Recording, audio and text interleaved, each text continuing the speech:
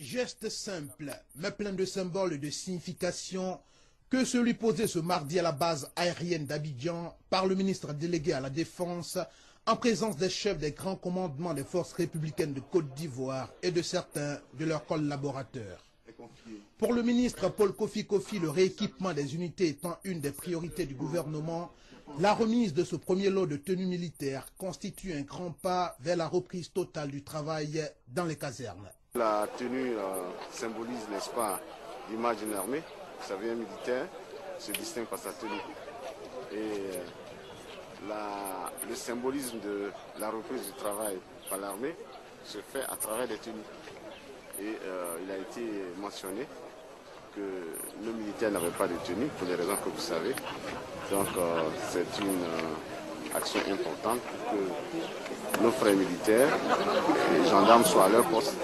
Au nom de l'ensemble des forces républicaines de Côte d'Ivoire, le général de division Aka Kodjomark, commandant les forces aériennes, a salué la ferme et réelle volonté des autorités ivoiriennes de poser des actes allant dans le sens de la construction et de la réhabilitation de l'institution militaire.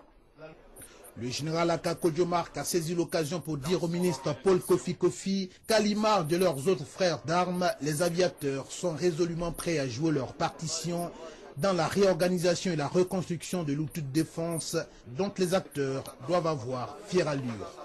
Au-delà de l'image de sérieux qu'elle se doit de retrouver, notre armée, mieux et bien habillée, véhiculera également un message de rigueur et de discipline tout en rassurant les populations.